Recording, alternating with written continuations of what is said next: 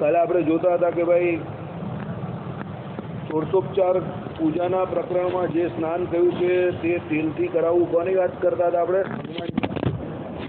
કોનો છે આ ફોન? એમનો છે ને? થઈ ગયું ટાઈમર ચાલુ થઈ ગયું. ચાલો, એટલે એ તેલથી એમ કહે કે સ્નાન કરાવવું. કોને? હનુમાનજીને. જે અંગરાગ એટલે અનુલોપ કયો છે તે સિંદૂરથી કરવો.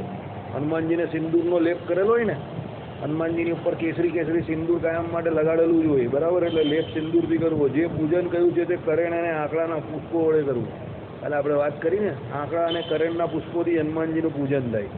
જે નૈવેદ્ય કહ્યું છે તે અડદના વડા, તે દિવસે પેલા અડદની દાળના વડા આમ પણ બનતા જ હોય.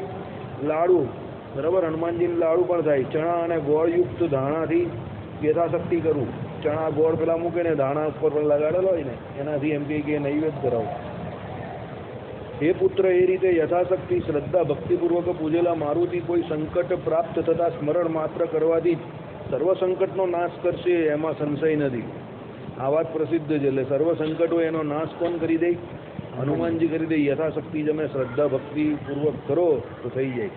સુરત ઋષિ કહે છે, એ રાજન, પૂર્વોક્ત પ્રકારે 12 શર્મા પિતાએ ધર્મ ઉપદેશ આપેલા તે દંપતી ભક્તિ અને દેવ શર્મા પિતાનો હિતતમ ઉપદેશ અવધારણ કરીને જેમ તમે કહો છો એમ જ અમુક કરીશું એમ કહીને 12 શર્માને પ્રણામ કરવા લાગ્યા.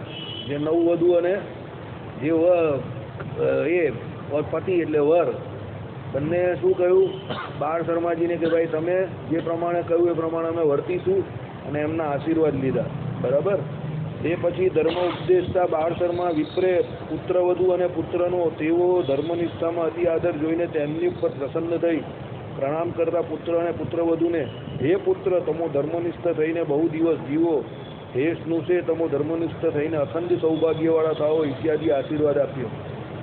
આપણે એવી વસ્તુ છે કે જે કોઈ પુરુષ હોય ગ્રહસ્થ, એને હંમેશા એવો આશીર્વાદ અપાય કે ભાઈ તારી ઉંમર વધે, અને સ્ત્રી હોય એને સૌભાગ્યશાળી થાય, એવી રીતે આશીર્વાદ અપાય. કેમ? સ્ત્રી માટે પાતિવ્રત્ય ધર્મ સૌથી મોટો છે. એટલે એનો પતિ જીવે ત્યાં સુધી એ જીવવી જરૂરી છે. એટલે પતિ અહીંયાથી આ લોક છોડે પહેલાં એ ચાલી જાય તે ઉત્તમ એના માટે મૃત્યુ છે. અને પુરુષ માટે વધારે જીવવાનું એટલા માટે કહ્યું છે કે ભાઈ 100 વર્ષ જીવીને પોતાનો મોક્ષ કરી લેવો, એવું શાસ્ત્રોમાં આપણે ત્યાં કહ્યું છે આ કલિયુગને વિશે. એટલે પુરુષને હંમેશા કોઈ પણ આશીર્વાદ આપે તો કેવો આશીર્વાદ આપે? વધારે જીવવાનો, એટલે 100 વર્ષ જીવવાનો આશીર્વાદ આપે. સ્ત્રીને આશીર્વાદ આપે તો કેવો? સૌભાગ્યવતી થાવ. એટલે પુરુષ હોય એની સામે જે સ્ત્રી એમ કે જે છોડે તો કેવી એમ કે પતિવ્રત્યા ધર્મની અંદર જ પોતાનો પતિ હયાત છે ત્યારે જાય, એટલે સૌભાગ્યશાળી કહેવાય, બરાબર? ચાલો, એ રીતે આશીર્વાદ આપ્યા પછી 12 શર્મા સંબંધીજનોની અભ્યનુજ્ઞા મેળવીને જાનૈયા સંબંધીજનોથી વેટાઈને પોતાના ઇટારપુરને પામીને ધર્મ અનુષ્ઠાન પરાયણ સત્પુત્રની પ્રાપ્તિથી સ્વયં કૃત્ય થઈને વિષયમાં વૈરાગ્ય પામીને પ્રારબ્ધનો અવસર આવતા પ્રકૃતિના પરિણામ વપુનો પરિત્યાગ કરીને અનુષ્ઠાન કરેલા ધર્મના પરિપાક રૂપ પ્રસાદથી અથવા પોતાના પુત્રપણે પ્રગટેલા ધર્મદેવના પ્રસાદથી વિષ્ણુનું પરમપદ અક્ષરધામ નામનું પામ્યા, બરાબર? એટલે પોતે એમ કે ધર્મના પરિપાક રૂપ એટલે શું? ધર્મનું શું કરતા હતા? પાલન કરતા હતા અને વિષ્ણુની ભક્તિ કરતા હતા. એટલે વિષ્ણુના અક્ષરધામને પામી ગયા, બરાબર? અક્ષરધામ કોનું કહ્યું અહીંયા? વિષ્ણુનું કહ્યું. કોઈ ઝઘડો જ નહીં. શ્રી કૃષ્ણ પણ નહીં, સ્વામિનારાયણ પણ નહીં, કે રામ પણ નહીં, કઈ નહીં, વિષ્ણુનું જ અક્ષરધામ. એટલે કોઈ બબાલ જ નહીં મળે ને કોઈ માથાકૂટ જ નહીં. શ્રી સત્સંગી જીવને પ્રથમ પ્રકરણે ભક્તિ ધર્મ અનુશાસન નામા 12 અધ્યાય. આ પ્રમાણે 12મો અધ્યાય સંપૂર્ણ થયો. અધ્યાય 13મો. સુરત મુનિ કહે છે, એ રાજન, પિતા 12 શર્મા એ રીતે ધર્મ ઉપદેશ આપીને પોતાના ઘેર વિદાય થયા પછી સ્વભાવથી જે સ્વધર્મમાં પ્રીતિવાળા વિપ્રવર્ય દેવ શર્મા પિતાએ ઉપદેશેલા ગ્રહસ્થ ધર્મોને ગુણ વડે સાસુ સસરા ભવાની અને કૃષ્ણ શર્માને રાજી રાખવા પૂર્વક યથાવધિ વિધિ આચરવા લાગ્યા, બરાબર? એટલે શું છે? જે એમ કે ભવાની અને કૃષ્ણ શર્માએ જે પ્રમાણે એમ કે ધર્મ ઉપદેશ કરેલો એ પ્રમાણે એમ કે એ લોકો બંને વર્તવા લાગ્યા. કોણ? ધર્મદેવ અને ભક્તિમાં હતા. સાસુ સસરા લખ્યા એટલે અહીંયા ધર્મદેવને ઉલ્લેખીને લખેલી છે, બરાબર? અથવા રાજી રાખવા માટે જ ધર્મોને આચરવા લાગ્યા. આથી સાસુ સસરાનો રાજીપો ધર્મ આચરણથી જ છે એમ જણાય છે. ધર્મદેવ પોતે ધર્મેક રતિ છે, પિતા ધર્મ ઉપદેશતા છે, સાસુ સસરાને ધર્મ આચરણમાં જ પ્રીતિ છે. તો આ સર્વ ધર્મ અન્વયનો જ સમવાય છે એવો ધ્વનિ અર્થ નીકળે છે. બધાને ધર્મની અંદર જ પ્રીતિ હતી. ધર્મદેવના માતા પિતાને પણ, સાસુ સસરાને પણ. એટલે અહીંયા અર્થ એવો લેવો કે ભાઈ બધા ધર્મને માનનારા હતા અને ધર્મદેવ પોતે પણ ધર્મમાં વર્તનારા હતા. ભગવાન એની જોડે એમના પત્ની મૂર્તિ એટલે ભક્તિ માતા પણ એ પ્રમાણે ધર્મમાં વર્તનારા હતા. એટલે બધા જ ધર્મમાં વર્તનારા હતા. એટલે બધા જે ધર્મમાં રહે બધા સુખી થાય. બરાબર, એવી વાત અહીંયા કરેલી છે. જ્ઞાન ના થઈ ગયા, તમે મોડા આવ્યા. બરાબર, હંમેશા લગ્નમાં પહેલાં આવું અને મૈયતમાં છેલ્લા જવાનું. બરાબર, આ નિયમ છે, કોઈને કહેતા નહીં. ચાલો, કારણ કે મૈયતમાં પહેલાં જાવ તો બહુ લાંબો સમય બેસવું પડે અને લગ્નમાં છેલ્લા જાવ તો બધું મોડું કચવાયેલું, બધું તીખાયેલું જમવાનું મળે. બરાબર, એટલે મૈયતમાં હંમેશા છેલ્લા જવાનું અને લગ્નમાં હંમેશા પહેલાં જવાનું. જે જતા હોય એની વાત છે. બરાબર, અમારી વાત નહીં કરવાની તમારે. ચાલો, તે પ્રેમવતી પોતાના પતિને પરમેશ્વરની પેઠે એટલે સર્વ ફળને આપનારા, સર્વ પ્રકારે સેવવા યોગ્ય આ પતિ જ છે એમ પ્રેમપૂર્વક સત્કાર કરતા થકા. માટે જ વિનય અને અનુવૃત્તિથી પતિની પરિચર્યા કરવા લાગ્યા, પણ દમથી પતિવ્રતાપણાની પ્રખ્યાતિ માટે નહીં. એટલે શું છે કે ભાઈ પતિની સેવા કરવી એ જ પત્નીનો પરમ ધર્મ છે એવું માનીને પ્રેમથી સેવા કરવા લાગ્યા પતિની. બરાબર, દંભથી નહીં કે ભાઈ આખા ગામમાં લોકો ઓળખે ને કાં તો બહુ સારા છે બતાવવા માટે નહીં. બરાબર, અત્યારે તો તમારી સેવા કરે તો જોર જોરમાં બોલે, લે આ રોટલો લઈ લે, હું તમને ટાઈમ પર રોજ જમાડી દઉં છું એમ કરીને બાજુવાળાને સંભળાવે. તમે થાય કે આટલા નજીક બેઠો તો આટલા જોરમાં કેમ બોલે જા? હે, તમે આજે ખીચડી બનાવવાનું કહ્યું ને, જો તમારા માટે મેં ખીચડી કરી નાખી એમ કરીને દિવાલ પાસે જઈને બોલે. એટલે એ તમને ખીચડી આવે પણ સંભળાવે બાજુવાળાને છે. બરાબર, તો હું તમારું કહેલું માનું છું. બરાબર, ચાલો. અને તમે એને કંઈ કર્યું નહીં હોય એને જોરમાં બોલો તો તમને તરત જ ટોકે બાજા, બહુ જોરમાં ન બોલવાનું એમ કહે. એ તો આપણો જ ફજેતો નીકળે. એટલે એ જોરમાં બોલે તો ફજેતો ના નીકળે, પણ તમે જોરમાં બોલો તો ફજેતો 100% નીકળે. બરાબર, લાયસન્સ કોઈની પાસે નથી હોતું, તમે ચલાવો એટલે ચાલ્યા કરે. બરાબર, નહીં તો તમારી જેમ અધવચ્ચે લાયસન્સ બાજુ કિલ બી થઈ જાય. લાયસન્સ કોઈની પાસે નથી હોતું. એ તો જેટલું તમે ચલો એટલું ચાલે. દુનિયા એવી જ છે ભાઈ, બંને હાથથી લાફા પડે, આમથી પણ લાફા પડે, આમથી પણ. હા, બંને દંપતી આ વ્રતો અવશ્ય કરવા એવો નિશ્ચય કરી પરમ આદરથી પ્રત્યેક પક્ષની એકાદશી વગેરે વ્રતો જે સર્વે નિરાહાર થઈને પિતાની આજ્ઞાની ઉલ્લંઘન કરીને તેનો સમય આવતા કરવા લાગ્યા. બંને 11 કરવા માંડ્યા. એકાદશી પરમ દિવસે આપણે વાત કરેલી કે આવા ભૂલકા હોય એને પણ એકાદશી કરાવવી. બરાબર, ધર્મદેવ અને ભક્તિ માતા તો નિરાહાર રહેતા હતા. બરાબર, પણ આપણાથી જે પ્રમાણે નિરાહાર રહેવાની આપણે કોશિશ કરવી, પણ ઘરમાં બીજા જે કંઈ હોય જે તે આયુના એને અને જે પ્રમાણે રહી શકતા એમ બધાની એકાદશીનું વ્રત 100% કરાવવું. બરાબર, કોડે એકાદશી કીજીએ રે. એકાદશી કરે છે ભાઈ? તું જુઠ્ઠું બોલે તો પાપ લાગે. તું નથી કરતો એકાદશી, તારા મોઢા પર લખેલું છે.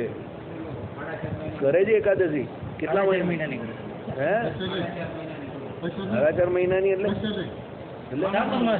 ચાતુર્માસ ની કરે, બીજી નહીં કરતો? ખરો માણસ છે તું તો. ચાતુર્માસ ની એકાદશી કઈ વિશેષ નથી, બધી એકાદશી સરખી જ છે.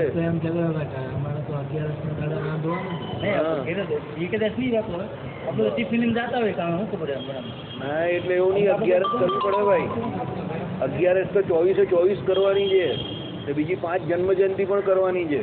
અને તું ઉંમરમાં હજુ યંગ માણસ છે, એટલે તારે તો બધી રામનવમી એટલે જે નોમ કરવાની આવે ને શુક્લ પક્ષની, એ પણ કરવાની. એટલે 40 ઉપવાસ થાય છે વર્ષના, કરવા જ પડે ને ભાઈ. આટલો મોટો સ્વામિનારાયણનો ચાલ્યો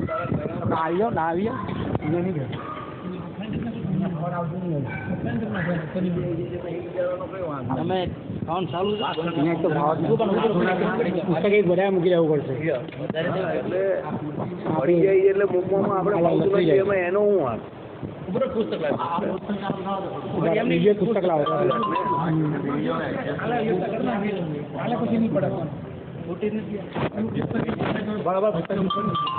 જે નીચેનો સરફેસ છે ને એ એકદમ લીસો હોય છે, એટલે કાગળ જોજો. તમે ફેંકવાની તૈયારી કરો છો, ફેંકવાની તૈયારી. ના કઈ તૂટ્યો નથી. નહીં તૂટ્યો. ખાલી કા ગભરાય નીચેથી ને. નહીં તૂટ્યો ભાઈ, કઈ નહીં તૂટ્યો. ચાલે ભાઈ. આ કોઈનો ફોન આવે છે ભાઈ, સેટિંગ કરો સાયલન્ટ કરી નાખવાનું. ભાઈ 11 તો 24 કરવાની જ છે ભાઈ, બરાબર છે. 11 થઈ જાય તો ચાલશે. 11 ન કરે તો બધું ઓફ. આપણે 11 ચાલુ કરવું એટલે 11 તો 100% કરવું પડે. 40 ઉપવાસ કરવા પડે. હવે ફરિયાદ આપણે જોઈએ નહીં, બરાબર.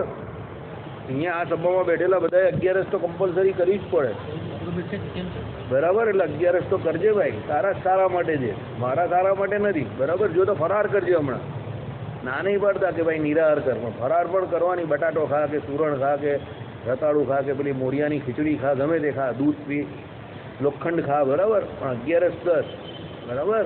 લોખંડનો અર્થ શું થાય છે તો પપ્પાને ઘરે જઈને પૂછી લેજે. ચાલો, એટલે 11 એકાદશી એમ કહી કે નિરાહાર થઈને કરવી, એવું એ લોકો કહેતા હતા. બંને કરતા હતા. કોણ? ધર્મદેવ અને ભક્તિમાં હતા. બીજા ઉપવાસ આવે ને ક્યાં ને તો પાંચ એ પણ કરવાના ઉપવાસ. તો 40 ઉપવાસ કરવાના ભાઈ, એમાં હું કઈ વાંધો નથી. 40 ઉપવાસ કરી તને કઈ થાય નહીં, તું યંગ માણસ છે હજુ, બરાબર. તો પછી એ રાજન ચૂસલી જેવી તો તારી બોડી છે. એ રીતે તે સમયમાં સ્રોત સ્માર્ત ગ્રહસ્થ ધર્મોના યથાવિધિ આચરણથી તે બંને દંપતીના ચિત્તની વિશુદ્ધિ દિવસે દિવસે અધિક વધવા લાગી. જોયું? આવી ગયું ને? સ્રોત અને સ્માર્ટ કર્મ કરે એટલે તમારા ચિત્તની વિશુદ્ધિ થઈ જાય. ચિત્ત કેવું થઈ જાય? એકદમ શુદ્ધ થઈ જાય. સ્રોત કર્મ એટલે ખબર ને, વેદોમાં જે પ્રમાણે એમ કે વિધિઓ કયા હોય બધા સ્રોત કર્મ કહેવાય. સ્મૃતિઓમાં જે કયા હોય તે સ્રોત કર્મ કહેવાય. સ્મૃતિઓમાં જે કહ્યું હોય તે બધા સ્માર્ટ કર્મ કહેવાય, બરાબર. એટલે શ્રુતિ અને સ્મૃતિ એમાં જે સદાચાર કયો એને આપણે ત્યાં શું કહ્યો છે? શ્રીજી મહારાજે ધર્મ કયો છે. એટલે શ્રીજી મહારાજે શિક્ષાપત્રીમાં જે આજ્ઞા કરી એ બધા સ્ત્રોત અને સ્માર્ટ કર્મ જ છે, બીજું કંઈ નવું નથી અંદર. તો પાછા કોઈ આ સ્ત્રોત ને સ્માર્ટ આ બાજુ નવું કા એવું કંઈ નવું કંઈ નથી ભાઈ. શબ્દ બદલાઈ ગયા, જરા સારા શબ્દમાં લખેલું છે, બરાબર. આપણે આપણા ઘરે હોય, આપણે બા હોય, આમ હકીકતમાં કોણ કહેવાય? સંબંધે કરીને આપણા બાપાના કોણ થાય? બાપાના બૈરા થાય ને. આપણે કોઈ દિવસ એવું બોલે છે બાપાની બૈરી, લાવ ભાઈ મને જમવાનું આપી દે, એવું કહેવાય આપણાથી? છે હકીકતમાં કાયદાકીય રીતે તો એ બાપાની બાયરી જ છે. આપણાથી એવું ન કહેવાય ને. આપણે શું કહીએ એને? બા જમવાનું આપી દે, એવું કહીએ ને. એમ સ્ત્રોત અને સ્માર્ટ કર્મમાં પણ એવું છે. ભગવાને જે સ્મૃતિએ સદાચાર કહ્યો તે જ છે, કંઈ જુદું નહીં. માનીને બાપાની બાયરી એવું જ છે, બરાબર. નવું કંઈ નથી અંદર. તમારા ચમકતા નહીં. આ સ્ત્રોત ને સ્માર્ટ કર્મ બીજું કાઢી આવ્યું નવું.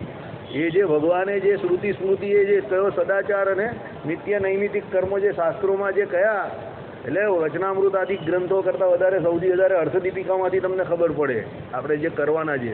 શિક્ષાપત્રીમાંથી બી પૂરા ખબર નહીં પડે, કારણ કે એમાં વિધિ નહીં લખ્યા. ગૃહસૂત્રને અનુસારે કરવું, ગૃહસૂત્ર શું છે તમારું, એના વિશે શું માહિતી એ ખબર નહીં હોય. બ્રાહ્મણોને હાનિક કરવાનું કહું એ ખબર નહીં હોય. વૈશ્વદેવ એટલે શું એ ખબર ના હોય. ત્રિકાળ સંધ્યા એટલે શું એ ખબર ના હોય.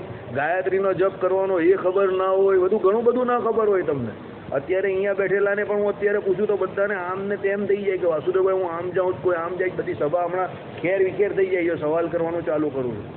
અર્થ દીપિકા શાંતિથી વાંચો તો બધા શબ્દોના તમને અર્થ ખબર પડે, એના વિધિ તમને ખબર પડે, બરાબર. એટલે એ સ્ત્રોત અને સ્માર્ટ એટલે શ્રુતિમાં કયા પ્રમાણેના કર્મો છે અને સ્મૃતિઓમાં કયા પ્રમાણેના કર્મો છે. આઈડિયા આવી ગયો તમને? એટલે એ કરો તો શું થાય? ચિત્તની વિશુદ્ધિ થાય. તપ કરો ને 11 તારીખ તો ચિત્તની વિશુદ્ધિ થાય. ખા નહીં કરવાનું, બરાબર. ગધા ખાના જાને ને ગધા સોના જાને, મારા પપ્પાનો ફેવરિટ ડાયલોગ છે. એ તો ગધેડાને પણ આવડે ખાવાનું ને સૂવાનું તો, બરાબર ને. ગધા ઉઠના જાને ને ગધા ભાગના જાને. અને પછી સૌથી વધારે ગધો શું કરે? ઓછી કરે. એ તો ગધેડા પણ કરે. આપણે ગધેડા નથી, માણસ છે. એટલે માણસના જે નિયમ હોય તે નિયમમાં રહેવાનું. 40 ઉપવાસ કરવાના. જો ભાઈ ઉપવાસ કરવાના કોઈને સારા નહીં લાગતા. યાદ રાખજો, હરિચરણ સ્વામી ધામમાં ગયા તે કહેતા હતા. એક ભગત ગયા અમારા મંડળને, એમ કે સ્વામી બહુ બળે છે 11માં, આમ છે તેમ છે. કે 11 કરો એનો કોઈ ડાન્સ કરતો 11 નહીં કરતો. એમ 11 કરવાની બધાને જ તકલીફ પડે છે. તપ કરવાનું હોય તો બધાને જ કઠણ પડે. કેમ? શરીર જે છે એ દર 8 કલાકે તમને શું માંગે? અન્ન માંગે, ખોરાક માંગે. આવું શાસ્ત્રોમાં જ કહ્યું છે. અને એના સમય પર અન્ન ન મળે એટલે એ તમને ખાવા જાય. કા શરીર અન્ન ખાય કા તમને ખાય, આવી વાત છે, સમજો. હવે હું નહીં કહેતો, શાસ્ત્રોમાં જ કહ્યું છે. કે આ 24 તત્વનો બનેલો દેહ છે તો કેટલો નકામો છે. તમે વિચાર કરો કે તમે એને 8 કલાક જમવાનું નહીં આપો તે તમને ચર વિચાર કરી નાખે, એકદમ તમને હેરાન પરેશાન કરી નાખે. હરિચરણ સ્વામી કહેતા હતા કે જો ભાઈ એ તો પેટમાં બળે પણ ખરું, ખોટા ખોટા સંકલ્પ બી થાય એ દિવસે, તમને મનને મોડું પાડવાના પણ એવા ખોટા ખોટા ગાંઠ થાય. નાના છોકરા હોઈએ આપણે ત્યારે તો વધારે ગાંઠ થાય, મોટા થઈએ પછી સમજણા થઈએ એટલે ઘાટ ઘટી જાય, પછી ભગવાનનો નિશ્ચય પરિપૂર્ણ થઈ જાય પછી તેવો ઘાટ પણ ન થાય. હા, બળે એ વાત અલગ છે, ઉપવાસ કરીને અશક્તિ આવી જાય એ વાત અલગ છે, ઝોલા આવે એ વાત અલગ છે, તમને કશે રુચિ નહીં લાગે એ વાત અલગ છે. તો શરીરનો ધર્મ બજાવે છે. પણ તમને કોઈ દિવસ એવું ન થાય કે 11 તોડી નાખો. સમજો, સ્થિતિભેદ છે આ બધો. જ્યારે તમારી ઉંમર નાની હોય ને ત્યારે તમને અમુક વખતે આમ મન લોચું પોચું થઈ જાય કે ચાલે ભાઈ એકાદ 11 આમ તેમ. નવો સત્સંગી હોય ને તો મન એને એવી પ્રેરણા કરે કે હવે એકાદ દિવસ ખાઈ લે ને કંઈ વાંધો નથી, આખી જિંદગી પડેલી 11 કરવા માટે. પાછા તમને એવા ઢીલા ધોતિયાવાળા બીજા 2-4 મળી પણ જાય, ઢીલા હોય ને એવા, એ ઢીલા ધોતિયાવાળા કહેવાય. બરાબર, ઢીલી વાત કરે કે હજુ તો તું 15 વર્ષનો છે ને હજુ તો કોલેજ જાય છે, 20 વર્ષનો છે, અત્યારથી હું 11 કરવાની જરૂર છે, આખી જિંદગી પડેલી છે, પછી કરજે નહીં, ખાઈ પીને લેર કર, એમ કરીને ઢીલા ધોતિયાવાળા તમારા ધોતિયા ખેંચી નાખે. બરાબર, એવા ઢીલા ધોતિયાવાળાને પકડવાના નહીં. પકડવાના કોને? મજબૂત માણસને પકડવાના. બરાબર, ગાંઠ મારેલી હોય ને બરાબર એવા કે કોઈ ખેંચે તો બી નીકળે નહીં એવી ગાંઠ હોય એની. સમજી ગયા?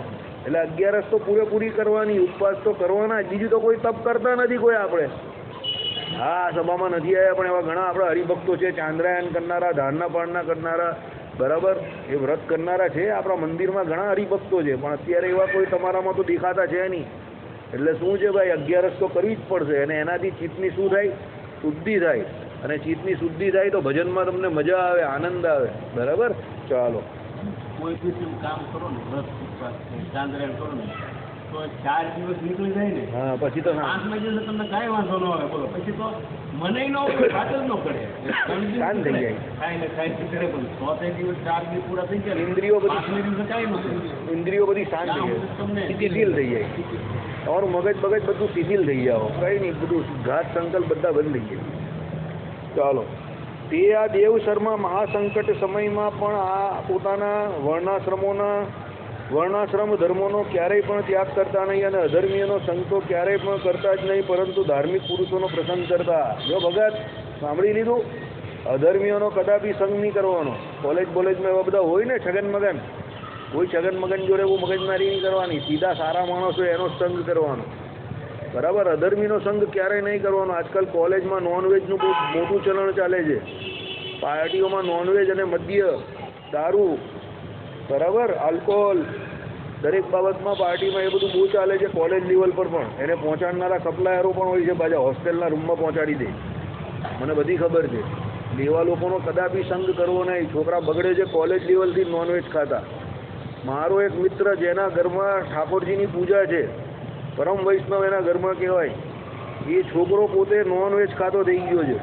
સમજો, એના બા ઠાકોરજીની પૂજા કરનારા ને એ છોકરો બગડી ગયો છે હાવ.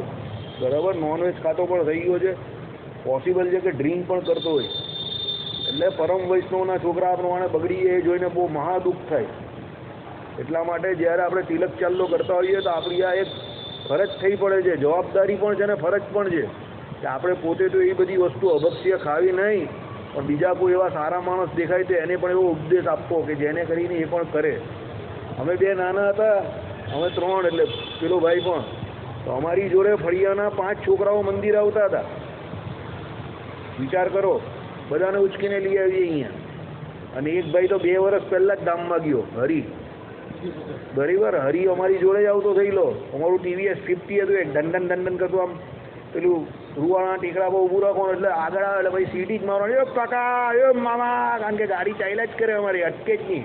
વિષ્ણુ મંદિર ઊભી નહીં રહી, પગ મારા પર સિદ્ધિ ભવાની વડ સુધી પહોંચી જાય. બરાબર, એટલે જેને મંદિર આવવું એ પેટ્રોલ પુરાવવાનું, એવો 2-3 દિવસ એ ને પછી TVS લઈને આવવાનું, 666 જાય. એક દિવસ આ ગલીમાં પડી પણ ગયેલી, માસી અમને તનને બહુ ફટકારેલા, ઝાડું એ ફટકારેલા, સારા જોયા વગર ચલો જ, અડધા આ બાજુ ભાઈ, અડધા આ બાજુ, પછી TVS લેવા પાછા ગયા. બાબુ આની અસર કાલે ખબર ને કેવી રીતે માસીએ ભલે માર્યા, પણ પાછા બીજે દિવસે મંદિર આવી ગયા અમે લોકો. બરાબર, એ સમયમાં તો આપણી બુદ્ધિ એવી જ હોય ને. આનાથી નાના હતા ત્યારે, આ તમને વાત કરું 85-86ની વાત, 13-14 વર્ષના હતા ત્યારે, પણ આવતા હતા ખરા રોજ મંદિરે. 5-6 હરિભક્તોને લઈને આવતા હતા બધા અમે, સમજો. એમાંથી ઘણા એવા છે કે લાઈફ ટાઈમ આવતા થઈ ગયા, અને ઘણા નથી પણ આવતા, પણ આવતા થઈ ગયા એનું તો ભલું થઈ ગયું ને, સમજો. એટલે શું છે કે આપણે પોતે તો એવા પાકા ધર્મમાં રહેવું, સત્સંગી રહેવું, પણ આપણો રંગ બીજાને પણ લાગવો જોઈએ. ભલે કોઈ તમને એવું કહે કે ભાઈ એ મનમોજી છે કે ગાંડો છે કે ગમે તે છે, પણ એક વસ્તુ તો એ કહેવો જ જોઈએ છેલ્લે, ગમે તો હોય યાર, એને જે ઠીક લાગે એ જ કરે છે. તમે તમારા વિચાર એની પર લાદી નહીં શકો. એટલી સ્વતંત્રતા હોવી જોઈએ તમારા વિચારમાં. સ્વતંત્રતા એટલે શાસ્ત્રોની બહારની સ્વતંત્રતા નહીં. ગામના લોકો જે કરે એ કરવું જરૂરી નથી.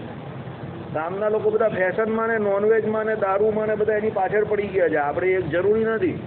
તિલક ચાંદલો કરવાનો આજે મારો નથી થયો એ જોઈને નહીં ના પાડતા, ભૂસાઈ ગયો છે, બરાબર. પણ તિલક ચાંદલો કરવાનો, એમાં કોઈ શરમ નહીં રાખવાની. લગ્ન પ્રસંગમાં જાઓ એમાં પણ કરો, વેપાર ધંધો કરવા જાઓ એમાં પણ કરો, કોલેજ જતા હો તો એમાં પણ કરો, ભણવા જાઓ તો એમાં પણ કરો. દરેક જગ્યા પર તિલક ચાંદલો કરવાનો, બરાબર. અભક્ષ્ય વસ્તુ જરા પણ ખાવી નહીં. એવા જે માણસો એનો સંગ કદાપી ન કરવો. અને પોતે સત્સંગનો જેટલો પ્રચાર પ્રસાર થાય એટલો કરવો.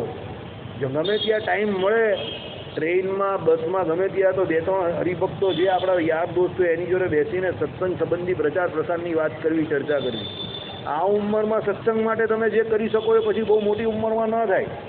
આ ભગવાનજીભાઈને હું એમ કહું કે ભગવાનજીભાઈ તમે સત્સંગનો પ્રચાર પ્રસાર કરવા ચાલો મારી જોડે, ના લઈ જવાનું એમને, એમનાથી થોડું હોય. તો બેઠા બેઠા માળા ફેરવી શકે કે કોઈ મંદિરમાં આવે તેને 2 શબ્દ કહી શકે, એમનાથી થોડું જવાય હવે, સમજો.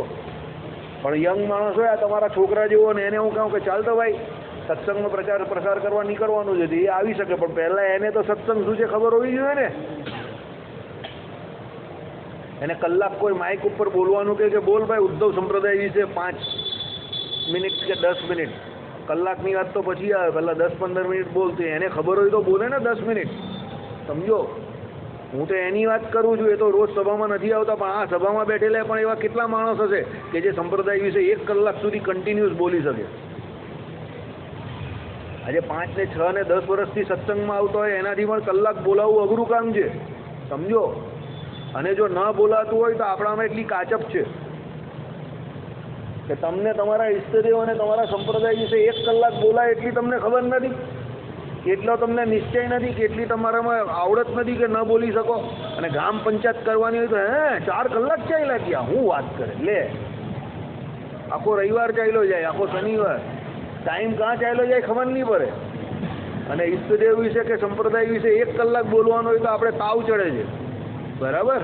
ખોટી વાત છે, આવ ખોટી વાત છે. પછી આપણે કહીએ શું કે અમે સત્સંગી છીએ, કેવા સત્સંગી? એવા આ સત્સંગી છે આપણે. સાચી વાત કરું કે ખોટી વાત કરું છું ભગત? સાચી વાત કરું છું ને. 1 કલાક તો આપણે બોલી શકવા જોઈએ ને આપણા સંપ્રદાય વિશે, ને આપણે એટલો તો ગૌરવ હોવું જોઈએ ને કે આપણે ઉદ્ધવ સંપ્રદાયના સત્સંગી છે. આપણા સંપ્રદાયની બહાર કેટલી વેલ્યુ છે એ તમને ખબર નથી. કાંદો લસણ નહીં ખાતા એ બાબતમાં અને બીજી ઘણી બાબતમાં, સમજો. આ સંપ્રદાયના તો નાના છોકરાઓ પણ 11 કરે છે અને કાંદો લસણ નહીં ખાતા, અને બની શકે તેમ કે પાણી પણ પોતાના ઘરના માટલાનું જ પીએ છે. આવા આટલી બધી ઇમ્પ્રેશન છે આપણી સારી, તો આપણે જાતે કરીને, ભગવાન કહીને જાતે કરીને નાક ઉપર ચૂનો ચોપડવો એવું કામ શું કામ કરવું? પોતાનું નાક જાતે કાપીએ એવું કામ શું કામ કરવું? બરાબર. એટલે થોડાક વ્યવસ્થિત થઈ જાવ, થોડાક વ્યવસ્થિત રહેવું. અને આમાં કંઈ વધારે પણ નહીં કરવાનું. જે શાસ્ત્રોમાં કહ્યું એ પ્રમાણે કરવાનું છે. ઘરમાં તો તમારે ત્યાં રસોઈ થતી જ હોય, તે પ્રમાણે બહુ ચટાકા ફટાકા નહીં રાખવાના. ઘરે શાક રોટલી દાળ ભાત ખાઈ લેવાના 2 ટાઈમ, બહુ થઈ ગયું. એનાથી વધારે કંઈ જરૂર પણ નથી, બરાબર. ચાલો, જય સ્વામિનારાયણ. કોઈને કંઈ વધારે લાગ્યું હોય તો માફ કરી દેજો, અને ઓછું લાગ્યું હોય તો તમે જાતે ઉમેરી લેજો, બરાબર. ચાલો. એટલે શું કહ્યું? ધાર્મિક પુરુષોનો જ પ્રસંગ કરતા, અર્થાત આપત્તિમાં પણ ધાર્મિકનો જ સંગ રાખતા, પણ બીજાઓનો નહીં. જો ધાર્મિક પુરુષોનો જ સંગ કરવો આપત્તિમાં પણ. વિદુર નીતિમાં ચોખ્ખી વાત કહી છે, વારંવાર હું તમને કહું છું. ઉત્તમ પુરુષનો સંગ કરવો. ઉત્તમ એટલે કેવા? ધર્મમાં રહેનારા, સદાચારે સહિત જે વર્તે તે, જેના શીલને વિશે જરા પણ ડાઘ નહીં હોય એવા. આપત્તિમાં મધ્યમ પુરુષનો સંગ કરી શકો, પણ અધમ પુરુષનો સંગ કદાપી કરવો નહીં. તમને પાપાચારને વિશે પ્રવૃત્તિ કરાવશે. એટલે અધમનો સંગ કદાપી નહીં કરવો. તમે જ્યાં જાઓ ત્યાં બહુ અધમ લોકો આવતા હોય રોજ જ, એટલે તમારે ધ્યાન રાખવાનું, બ્રાહ્મણ છો, બ્રાહ્મણત્વ તમારું જળવાઈ રહેવું જોઈએ. સૌથી મોટી તકલીફ આ છે અને દુઃખની વાત અત્યારે દુનિયામાં આ જ છે. બ્રાહ્મણનું બ્રાહ્મણત્વ જે નાશ થાય છે એને કારણે વર્ણાશ્રમના ધર્મોની ઉપર બહુ ખોટી ને બહુ માઠી અસર થાય છે. બધું જ ગૌ હત્યા થાય છે, બ્રાહ્મણનું બ્રાહ્મણત્વ નાશ થાય છે. બ્રાહ્મણ પાસે જે શક્તિ હતી, જે ભગવાન બ્રહ્માએ એમને જાતે આપેલી છે કે તમે બ્રહ્મને જાણનારા અને બ્રહ્મને જણાવનારા છો, એ શક્તિ આજકાલ હણાઈ ગયેલી દેખાય છે. એને કારણે આ બધી તકલીફ છે. ખોટું નહીં લગાડતા, પણ સાચી વાત કહું છું. તમારે આનાથી બોધપાઠ લેવા જેવો છે. શું બોધપાઠ લેવો જેવો છે? કે સમય મળે કે ન મળે, પણ તમારે આ શીખીને શાસ્ત્ર સંબંધી જ્ઞાન બીજાને આપવાનું છે, કારણ કે તમારો ધર્મ છે. મહારાજે શું કહ્યું? જે દ્વિજો એને આ શાસ્ત્ર ભણવા ભણાવવા, તમારો આ ધર્મ છે. સમજો, આઈડિયા આવ્યો તમને?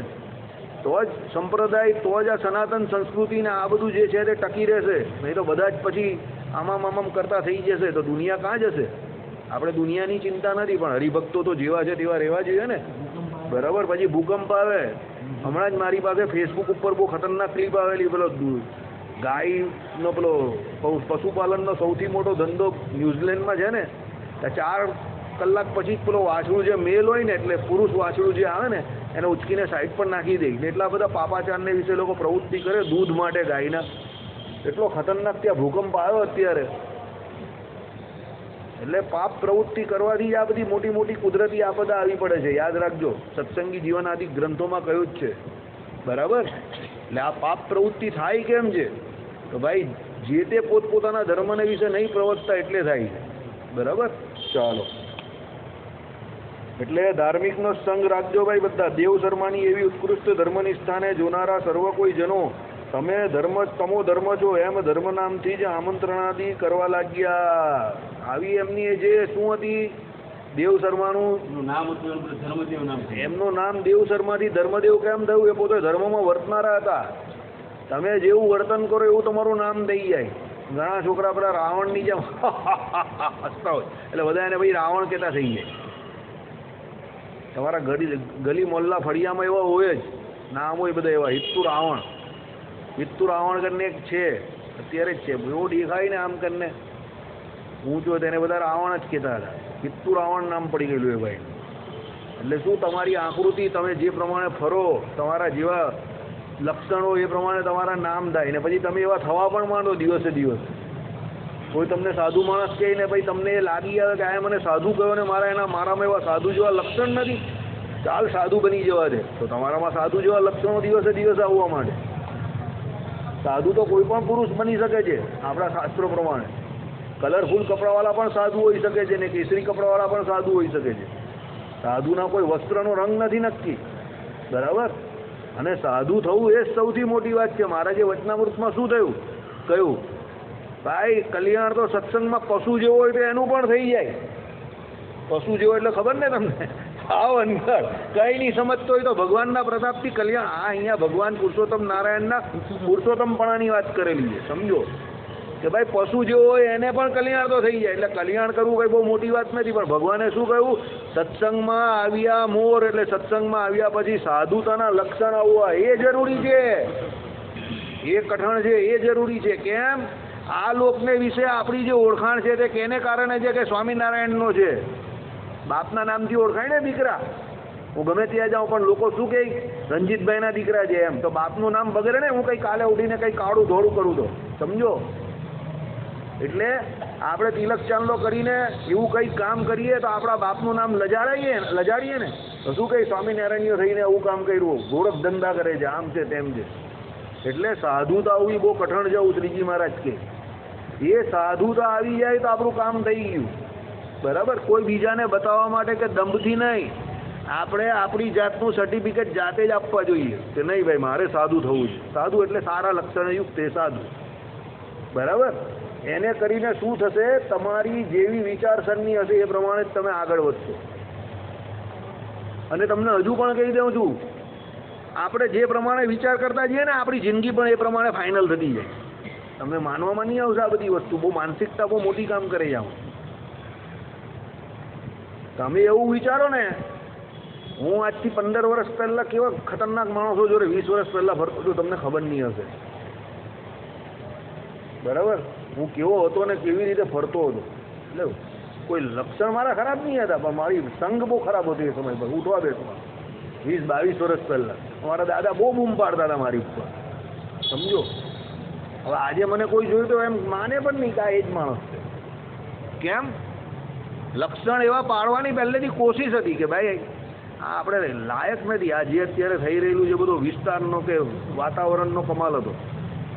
લક્ષણ પહેલેથી શું કે ના આપણે તો સારા માણસ, સત્સંગી, ભજન કરવાવાળા, શાસ્ત્રને વિશે આપણે જે કંઈ ભગવાનની કૃપાથી ભગવાન જે પ્રમાણે બુદ્ધિ આપે એ પ્રમાણે શાસ્ત્રના અર્થને સમજનારા થવાનું છે. અને સુઓબાજી નહીં કરવાની કોઈ પણ બાબત, સમજો. આઈડિયા આવ્યો? ધીમે ધીમે એ પ્રમાણે લાઈફ જાય છે તમારી. તમારી લાઈફ તમે જાતે પ્લાન કરો છો, સમજો. કેમ? આપણા જે આજના ક્રિયામણ છે એ જ કાલનું પ્રારબ્ધ છે. અને આપણે જેવા સંકલ્પ કરીએ એ પ્રમાણે જ થાય. મેં તમને ન કહ્યું પેલા ભાઈ વકીલ સાહેબ જિંદગીના છેલ્લા દિવસ સુધી નવસારીમાં ભજીયા ખાતા હતા. બીજા પણ એક ઉદાહરણ છે જે એમ કહે છે કે છેલ્લે સુધી કામ કરીશું ને બહુ કામ કરે છે. અને એવા લોકો છે આજ મંદિરમાં તમને 40 વર્ષ શાંતિથી બેઠા બેઠા ભજન કરતા હોય છે. તો ભાઈ શાંતિથી ભજન જ કર્યા કરે છે, અંતકાળ સુધી ભજન કરે છે. એવા તો આ મંદિરમાં જ કેટલા ગ્રહસ્થ છે કે જે 40-45 વર્ષ કન્ટિન્યુઅસ ભજન કરે છે. ગ્રહસ્થાશ્રમી હોવા છતાં રોજના 5-5, 6-6, 8-8 કલાક મંદિરમાં બેઠેલા હોય છે. ગ્રહસ્થ હોવા છતાં ઉંમર કંઈ વધારે પણ નહીં, 40, 42, 45ની ઉંમર પછી એ જેટલું જીવે પછી એટલું 70, 80, 90 પૂર્વે પણ થઈ ગયા છે. ઇતિહાસમાં પણ એવા ઘણા છે, અત્યારે પણ છે અને હવે પછી પણ હશે. તમને થાય કે એવું ક્યારે શક્ય બન્યું? તો એમણે એમની લાઈફ જિંદગી પોતે પ્લાન કરી તો શક્ય બન્યું ને, સમજો. તમે એવી રીતે પ્લાન નહીં કરો ને તમારે આમ જ રખડિયા કરવું હોય પેલા હરાયા ઢોરની જેમ છેલ્લે સુધી, તો તમે અટવાયા કરો. તમને એમ કે ના ભાઈ જિંદગીના છેલ્લા શ્વાસ સુધી કામ કર્યા કરવું છે, માયાનું જ, બાયરી છોકરા, રૂપિયા, પૈસા એના વગર તો ચાલે એવું નથી, તમે એ જ કર્યા કરો. રામચંદ્ર ડોંગરે મહારાજ લગ્ન કરેલા હતા એમણે, બરાબર, પણ એમને એવો વિશ્વાસ હતો કે નહીં ભાઈ મારે સાધુ થઈ જવું છે. તો છેલ્લા અમુક સમય માટે બી એ સાધુ થયેલા, કેસરી લુગડા પહેરાવેલા, બરાબર. અને એમણે ગૃહનો ત્યાગ તો પહેલેથી જ કરી દીધેલો ઘરનો, પણ છેલ્લે હકીકતમાં સાધુની દીક્ષા લીધેલી ને એ પ્રમાણે એમના બોડીને પણ જળ સમાધિએ આપી દીધેલું, શરીરને પણ. લગ્ન પહેલા કરેલા એમને. લગ્ન કર્યા ને તારે તેને બોલી કરી લીધી મારે લગ્ન કરવા તો વાંધો નથી, પણ જે ઈચ્છા છે એ પ્રમાણે નહીં. હા, એ તો એની ઈચ્છા પ્રમાણે કરેલા. કહેવાનો મતલબ તમે જે પ્રમાણે ચાહો એ પ્રમાણે થાય છે, સમજો.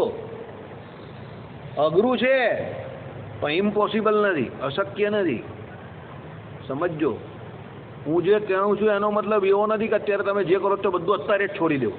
ના, હું જે કહું છું એને વિચાર કરો કે આ બધું જે કંઈ કરીએ છીએ તે આજે કરીએ છીએ, કાલે ઉઠીને દીકરા કમાતા થઈ જાય, દીકરા સત્સંગી નીકળે, આપણું પાલન પોષણ કરે એવું હોય તો પછી ધીમે ધીમે આપણે પ્રવૃત્તિમાંથી ભગવાનના માર્ગમાં વળી જવું. એમ બહુ આસક્તિ નહીં રાખવાની. આઈડિયા આવ્યો? પણ પછી તમે એમ જ કે ના ભાઈ આપણે તો છેલ્લા શ્વાસ સુધી કામ કરવું જ પડશે, રૂપિયા કમાવા જ પડશે, તો તમે કર્યા જ કરો છેલ્લે સુધી. આનો કાંઈ એન્ડ છે? આનો કોઈ એન્ડ નથી. પણ તમે એવું વિચાર કરો કે ના ભાઈ આપણે શાંતિથી 5-7 કલાક મંદિરે જવું છે, માળા ફેરવવી છે, સત્સંગ કરવો છે, ભજન કરવું છે, એ પ્રમાણે વર્તાશે. અમારા દાદા હતા જ ગ્રહસ્થાશ્રમનું બેસ્ટ એક્ઝામ્પલ. અમારા દાદા હતા એટલે નહીં કહેતો, પણ એમ કરતા હતા એટલે કેવું છે. સવારે 6 વાગે અહીંયા મંદિરે આવી જાય તો 11:15ની આરતી થાય, હવે મંગળામાં આવતા તો 11 વાગે અહીંયાથી નીકળે પછી, બરાબર. અને સાંજે 6 વાગે આવતા તો રાત્રે 9 વાગે આ શયન આરતી પૂરી, 5:30 પહેલા 5:30-6 આવતા હતા. હા, અને રોજ કીર્તન મોઢે બોલતા હતા. કેટલા કલાકનું ભજન થયું ને? આ કઈ 1-2 વર્ષની વાત નહીં કરતો. કેટલા વર્ષ? 40 વર્ષ, 4 દાયકા કન્ટિન્યુઅસ. કેટલા વર્ષ? 40 વર્ષ સુધી કર્યું. એટલે કહેવાનો મતલબ શું, કરવું હોય તો થાય એમ. જે વચ્ચેના સમયમાં છેલ્લી અવસ્થા બેસો, એટલે કરવું હોય તો ભજન થાય એવું છે એમ. પણ પછી તમારે એવું કે એને તું ને દે ને તું, એ નહીં થાય. 45 વર્ષે એ 45 હતા ત્યારે અમારા દાદી ધામમાં ગયેલા. મારા દાદા 45 હતા ત્યારે અમારા દાદી હતા તે ધામમાં ગયેલા. અમે તો નહીં જોયેલા, પણ મારા બાપુજી એવું કહે.